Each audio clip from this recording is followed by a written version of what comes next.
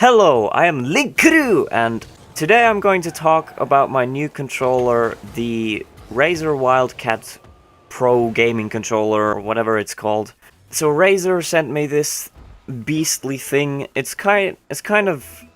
basically like an Xbox controller, but just modified in various ways. The most notable differences, I guess, would be the fact that it has like 4 extra buttons at the back. 2 of them are triggers, and the other ones are like, it's basically like R1 and L1, or on the Xbox controller it would be the shoulder buttons.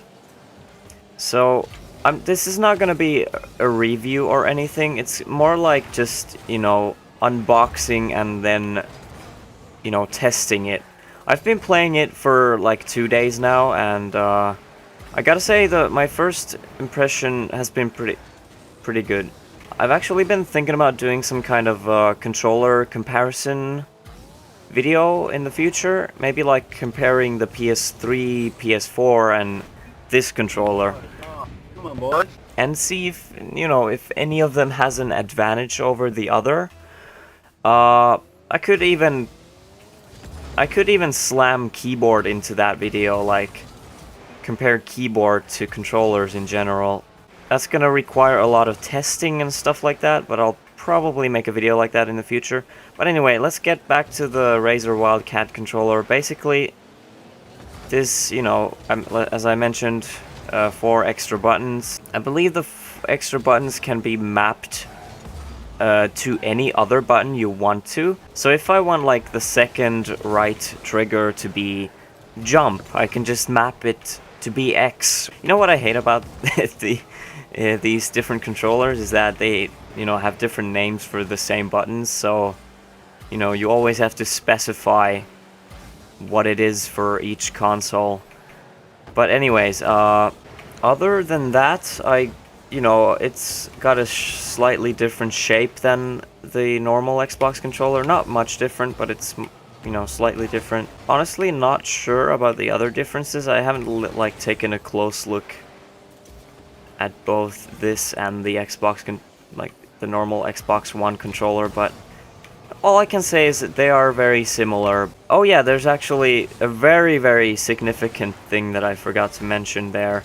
The X, Y, A, B buttons, or X, circle, triangle, fucking square, that is very different from standard controllers. They're like clicky buttons, as you can hear. They're clicky buttons. It's almost like clicking a mouse. Normally, on my PS4 controller, for example, you can like press the button.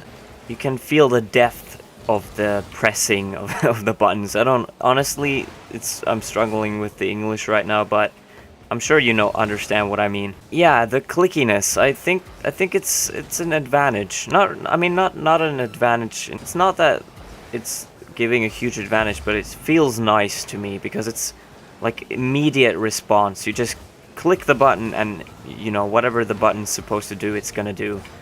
Even I think in a PS4 controller, for example, if you press jump, for example, X, even though it'll respond almost immediately, it could have like a tiny little delay to when you start pressing the button.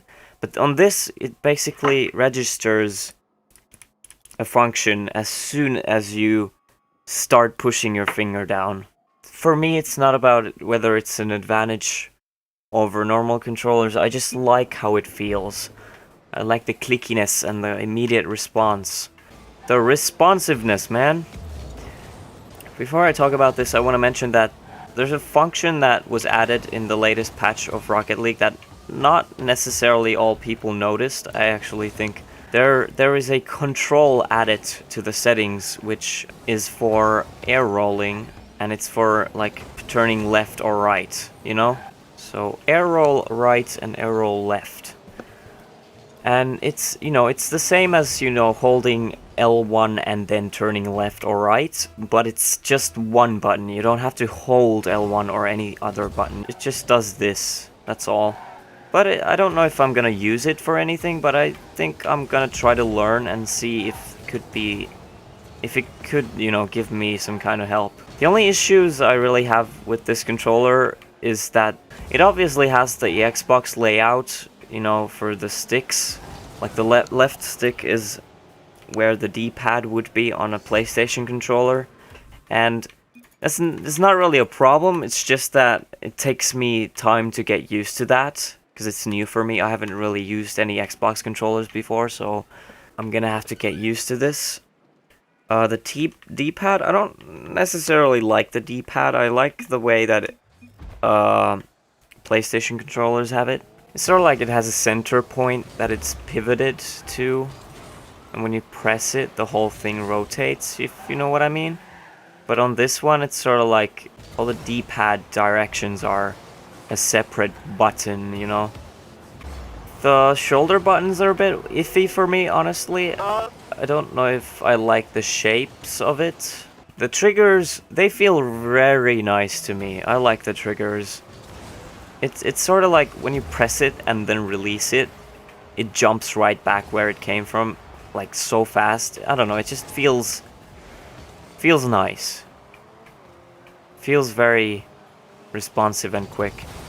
Nice. Firm. It feels firm. That's the word I wanted to use. Stopped my own goal. Somehow I've scored anyways. Anyways. A few more important things to mention about this is it has like 4 buttons at the front, which are for changing the control profiles, which is a very nice feature. It has the default control profile, and it also has 2 custom ones, which you can obviously customize as you please. One of these buttons allows you to edit the controls. Another button allows you to switch between the controls, and then there's also a mic mute button. There's a I'm not sure what the one at the very right is. I think that's to change the volume or something.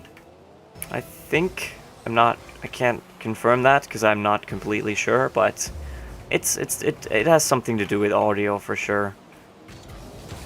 Oh, what a lucky goal. Jesus, man. For the controller, I've said everything that I wanted to say for now. Like I said, I would like to do some kind of controller comparisons and reviews videos in the future. I'll definitely need to practice with this one more, and definitely look through all of its features and make sure I know everything about it before I start making any other videos. So yeah, I think that's it for the discussion part. I'm just gonna play the rest of this match and have a little bit of fun, my friends. We have not been having so much fun before this. I honestly have not paid attention to the game at all. I probably should have recorded some gameplay in advance and then added this audio and on top of it. Who cares? Live commentary is always quite fun, I would say. And I'm not playing too bad, to be honest. Considering I'm not really concentrating, I've scored a few goals here. I would pass to someone, but there's not really anyone there, so I'm gonna have to resort to doing something else here. Oh, I tried to block that. Damn. Damn.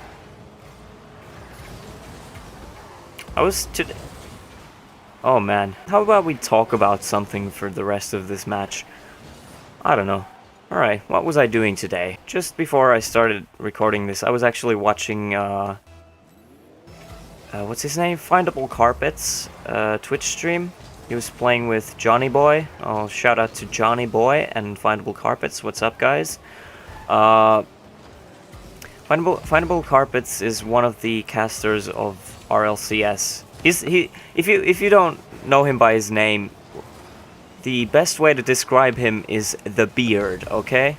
So if you have seen the beard, then you know who I'm talking about. So that's him. He's a great caster. It's nice to see that he's been added to the caster group.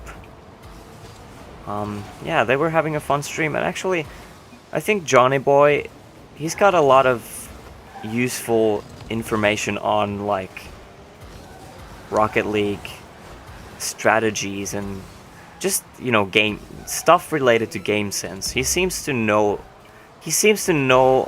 his stuff, you know. He knows what he's talking about. So I feel like just listening to that stream, I think I learned a lot of things. Also, they freaking talked about accents and stuff, so I learned about accents. That was cool. I might be able to do like Irish and Scottish and all those accents a lot better now. And we've scored the final goal, or have we? Perhaps we can score one more, because 5 seconds is never too late. It is never too late. Let me repeat. I won't repeat. I'm a lying ass bitch, okay? Alright. I left it on purpose, but that might have been a bad idea. Yeah, I pretty much screwed it up. Anyways, good games. I hope you enjoyed this video. It's kind of a weird one. It's not really the typical type of videos I do, but yeah, I don't know. I just felt like making this introduction video. I guess you could call it my personal introduction to this controller. I am Linkuru, and we are the Uru crew. So see you, and peace.